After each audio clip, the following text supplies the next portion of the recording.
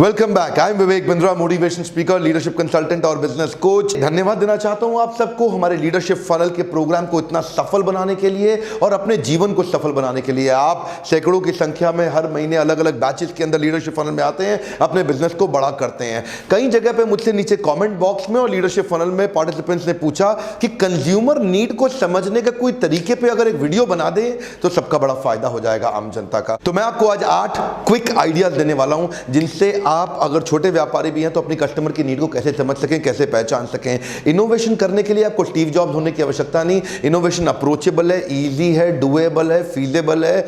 आप तुरंत कर सकते हैं अगर आप अपने कस्टमर की नीड को तुरंत पहचान सकें। तो स्टेप बाय स्टेप चलते हैं और आज का मेरा पहला step, start with the existing data. आप देखो जितना भी आज तक आप बिजनेस कर चुके हो उस सारे डेटा को एक बारी कंपाइल करो। अपने कस्टमर के पास्ट बाइंग बिहेवियर को एक बारी समझो, उसको पढ़ो कि कस्टमर क्या चीज ज्यादा खरीद रहा है, क्या कम खरीद रहा है। देखो उसकी कॉल लॉग्स को चेक करो, उसके डेटा को चेक करो। आपको जो जो एग्जिस्टिंग डिटेल्स, उनके फीडबैक फॉर्म पुराने वाले, उन सबसे मिलता है।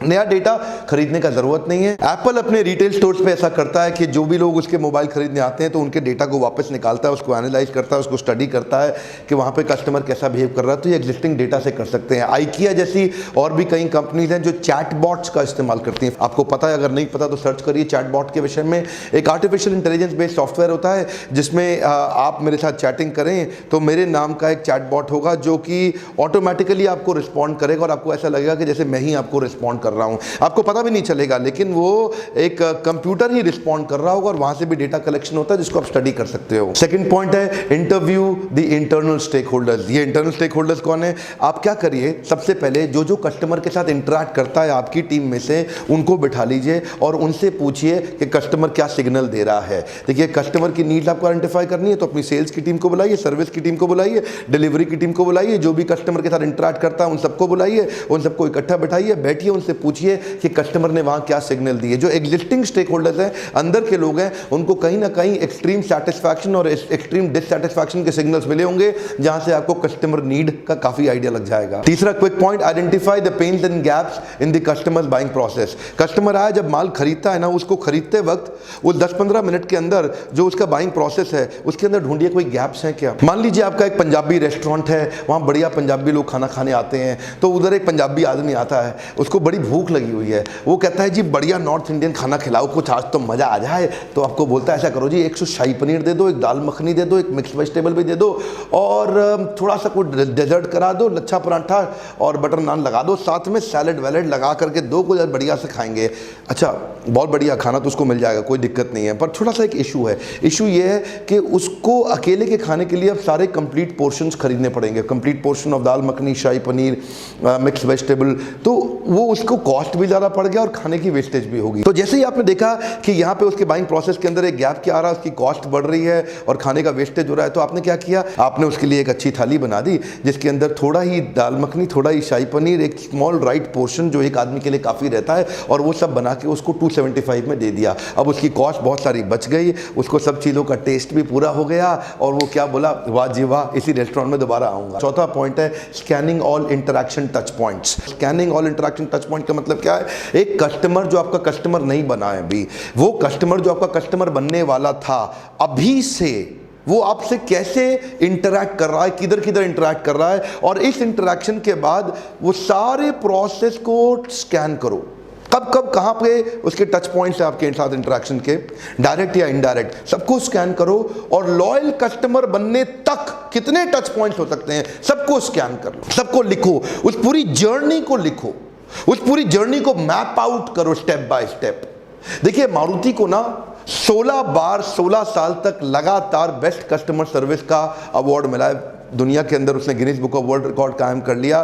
क्यों? जेडी पावर सर्वे के अंदर। ये जो कस्टमर सेटिस्फैक्शन सर्वे में मारुति ने क्या किया, एक आदमी मारुति की वर्कशॉप में जाता है अपनी गाड़ी को लेकर के, तो उसके जॉब कार्ड खोलने से लेके, सिक्योरिटी गार्ड से लेके, उनके वॉशरूम से लेके, उनको पानी पिलाने वाले लड़के से लेके, बिलिंग काउंटर से लेकर के जितने भी टच पॉइंट्स हैं, जो भी आदमी आता है बाद में सेटलमेंट करता है, कोई उनको स्पेयर पार्ट देता है, तो जितने लोग हैं सारे टच पॉइंट पे एक्सीलेंस क्रिएट करने का उन्होंने कोशिश किया, जिससे कस्टमर सेटिस्फैक्शन सर्वे में मारुति का नाम हमेशा ऊपर चला जाता है। जाता है। फॉर एग्जाम्पल, अगर आपका एक फर्नीचर का शोरूम है और आपकी दुकान में कोई आदमी फर्नीचर खरीदने आता है, तो फर्नीचर खरीदने आने से पहले वो आपके बारे में वेबसाइट में देखता है, वो आपके बारे में पहले फेसबुक पे देखा, फेसबुक से वो क्लिक करके आपकी वेबसाइट की लैंडिंग पेज पे गया, वहां कैसा उसका एक्सपीरियंस रहा। अगर वहां एक्सपीरियंस अच्छा रहा तो वो और आगे जाएगा, नहीं अच्छा रहा तो गूगल पे अपने कॉम्पिटिटर के पास आपके चला जाएगा। अगर अच्छा रहा वो और आगे गया तो वहां जाकर उसने फॉर्म भरा, इंक्वायरी जनरेट हुई, इंक्वायरी के बाद आपकी टीम ने उसको कॉल बैक किया, हाँ जी आपने फर्नीचर के बारे में इंक्वायर किया था जी, हेलो कैसे हैं आप, हम लोग ये फर्नीचर का सर्विस देते हैं। अगर उस टच पॉइंट पर उसका एक्सपीरियंस अच्छा रहा तो आप उसके साथ शोरूम जाएंगे। शोरूम जाते वक्त रास्ते में पहले पार्किंग आएगी, आप पार्किंग देखेंगे कैसी है, वहाँ पे आपका एक टच पॉइंट हुआ। उसके बाद एक सिक्योरिटी गार्ड वहाँ से एंट्री किए, वहाँ टच पॉइंट फर्नीचर देखा, उसके प्राइस टैग देखे, उसकी ब्यूटिफिकेशन आपने शोरूम स्टोर में देखा कितना सुंदर है। आपने जाकर देखा कि वहाँ पे जो कंपैरिजन दिए हुए थे, जो डिज़ाइन थे, जो रिक्वायरमेंट्स थी वो पूरी थी। उसके बाद आपने फाइनल नेगोशिएशन किया, प्राइस दिया, पेमेंट किया, बिलिंग काउंटर पे गए, बीच में आप वॉशरूम भी गए, आपने सारे टच पॉइंट चेक किए। उन टच पॉइंट पे अगर हर जगह पे एक्सपीरियंस अच्छा रहा तो आप बार बार इनके पास आएंगे, आप एक लॉयल कस्टमर बन जाएंगे। ढूंढिए, देखिए पहले क्या करिए, अपने कस्टमर के साथ जितने भी टच पॉइंट है सबको लिख लीजिए। लिखने के बाद देखिए कहाँ पे एक्सपीरियंस 10 on 10 है, कहाँ 2 on 10 है, कहाँ 5 on 10 है, कहाँ 7 on 10 है। हर एक एक्सपीरियंस को कस्टमर के साथ रेटिंग दीजिए। जिधर कमजोरी है वहाँ पे फटाफट इंप्रूवमेंट ले आइए, जिधर अच्छा कर रहे हैं बधाई हो और आगे बढ़ते चले जाइए। अगला पॉइंट है conducting follow me home research. ये फॉलो मी होम रिसर्च का मतलब क्या है, कस्टमर जहाँ पे आपके प्रोडक्ट का इस्तेमाल कर रहा है जरा वहाँ जाकर के देखिए, वहाँ कस्टमर महसूस कैसा करता है उसको इस्तेमाल करते वक्त, क्या उसके चैलेंजेस आ रहे हैं, उसके कॉम्पिटिटिव डायनामिक्स क्या हैं, उसके ग्रोथ गैप्स क्या हैं, वो प्रोडक्ट का इस्तेमाल क्यों करता है और उस प्रोडक्ट का इस्तेमाल करते वक्त क्या आप उसकी और मदद कर सकते हैं। तो वो नीड असेसमेंट करने के लिए जो एक्चुअल जहां प्रोडक्ट का इस्तेमाल किया जा रहा है वहां जाकर के एक बार समझिए। देखिए फॉर एग्जांपल, आप में से कई लोग हमारे IVR नंबर पे फ़ोन करते हैं, ये जिस पे आप बात करके हमारे काउंसलर से बात करते हैं, जी मैं लीडरशिप फनल का मुझको क्या फ़ायदा होगा, ऐसा करके आप बात करते हैं। तो ये है हमारा IVR नंबर। ये क्या है हमारा IVR नंबर। हमारे IVR नंबर में आपका डेटा आ जाता था, लेकिन उस डेटा को एक्सपोर्ट करके उसके बाद अपने CRM में उसको एंटर करना पड़ता था। तो ये अपने आप में एक मैनुअल प्रोसेस था जिसमें कहीं गलतियां भी होती थी, कभी छूट भी जाता था, कभी भूल भी जाते थे, तो आपका डेटा छूट जाता था जिससे हमको कॉल बैक नहीं कर पाते थे। लेकिन फिर क्या हुआ, हमने अपनी एजेंसी को बुलाया, अपने पार्टनर को बुलाया, अपनी IT कंपनी को बोल के हमने क्या कहा कि हमारे IVR को और हमारे CRM को इंटीग्रेट कर दो। इंटीग्रेट किया, अब आप हमें कॉल करते हैं, अगर हम उसका डेटा नहीं भी सेव करें, कॉल मिस भी हो जाता है तो अपने आप CRM में एंटर कर जाता है और नेक्स्ट डे आपको कॉल बैक आ जाता है हमारी टीम की तरफ से कि आपने डॉक्टर बिंद्रा के ऑफिस में फ़ोन किया था, how can we help you. और फिर अगर आपको लीडरशिप फनल में आना होता है तो आप पहुंच जाते हैं। तो ये क्या है, ये अगर हमारे होम में जहां पे आकर के जो हमारा ऑफिस लोकेशन है वहां पे आकर के अगर ढूंढोगे तो उधर भी आपको गैप मिल जाएगा जिससे आप कंज्यूमर की नीड को आइडेंटिफाई कर सकते हो। जो भी आप बेचते हो अपने हिसाब से सोचिए, जो भी आप बेच रहे हो, जो भी आप सर्विस दे रहे हो, देखिए आपका कस्टमर उसका इस्तेमाल क्या कर रहा है। डस्टर जो गाड़ी बनाई रेनो ने, वो जैसी उन्होंने अपने देश में बनाई वैसी नहीं बनाई, यहां पे लाने के बाद उसने 42 मॉडिफिकेशन ला करके दिए। हमारे देश में रगिड डिजाइन की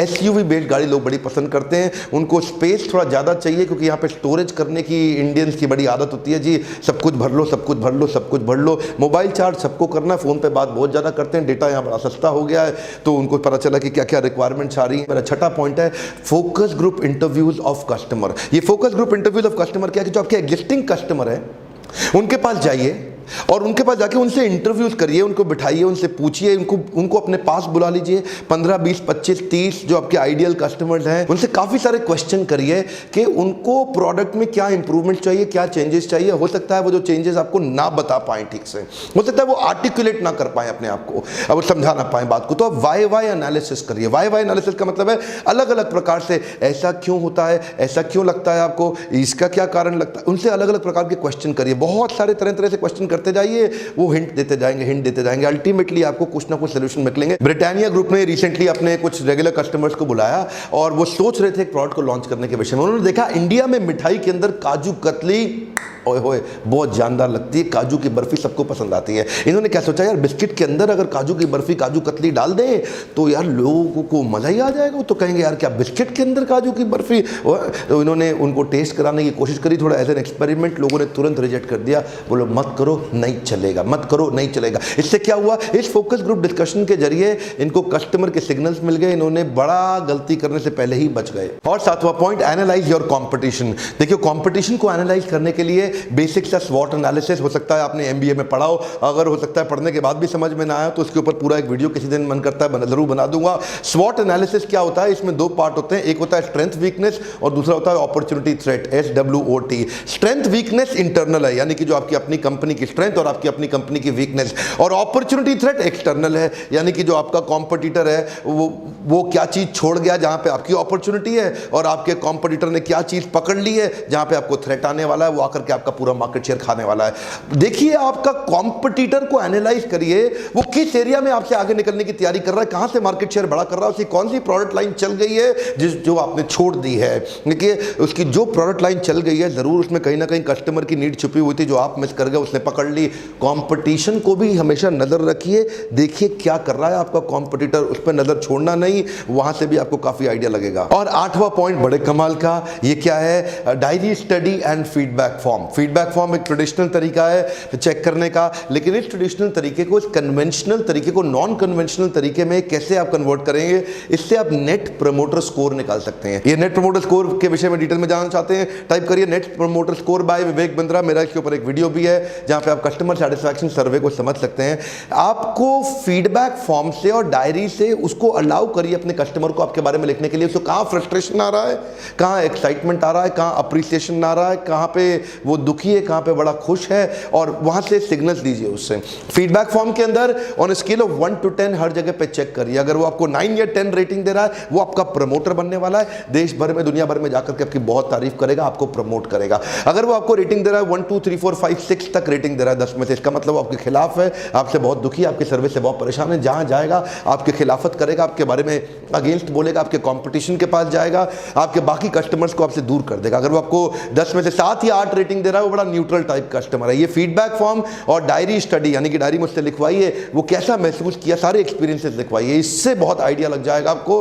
तो ये 8 तरीके जिनसे आप कस्टमर के सिग्नल्स को, उनकी नीड्स को, कंज्यूमर नीड को स्टडी कर सकते हैं, एनालाइज कर सकते हैं, कंज्यूमर बिहेवियर के बेसिस पर जाके प्रोडक्ट को बिल्ड किया जाता है। ये तो थी आपके लिए कुछ नॉलेज। इसके लिए जो फ्रेमवर्क्स हम लोग लीडरशिप फनल में देते हैं, हमारे कई बैचेस ग्रेजुएट हो गए, वो कंप्लीट हुए, उनकी लाइफ में बड़े चेंजेस आए, उनके बिजनेस में जे कर्व आ गए हैं, टर्नओवर बढ़ गए हैं, ग्रुप की ग्रोथ बढ़ गई है, इन्हीं फ्रेमवर्क्स को इंप्लीमेंट करके, कि जिससे आप अपने कस्टमर को उसके नीड को समझते हैं, प्रोडक्ट को बिल्ड करते हैं, एक्वायर करते हैं, कस्टमर को रिटेन भी कर जाते हैं। मेरा मन कर रहा था कि मैं आपको एक कस्टमर को रिटेन कैसे किया जाए और रिपीट रेफरेंस कैसे लाया जाए, उसके ऊपर भी एक वीडियो बना करके दूं। बहरहाल लीडरशिप फनल को अगर आप ज्वाइन करना चाहते हैं इसी नंबर पर जरूर फोन करिए। जो लोग नए आए हैं, नए सब्सक्राइबर्स हैं, उनको फिर से याद दिला दूं, फोन करके काउंसलर से पूछिए कि क्या लीडरशिप फनल आपको किस प्रकार से मदद कर सकता है। रात को देखें, रात को फोन करो, दिन में देखें वीडियो, दिन में फोन करो, कभी भी फोन करो। और तीसरा पॉइंट मेरा कि आज नीचे आप बताइए कि अगली कौन सी बिजनेस में प्रॉब्लम है जिसके ऊपर आप चाहते हैं मैं आपके लिए वीडियो बना दूं। सब्सक्राइब आपने जरूर किया होगा, अपने दोस्तों से भी बेल आइकॉन हिट कराइए ताकि उनको मदद हो सके। इस वीडियो को शेयर करने से आपके शेयर में बड़ी ताकत है,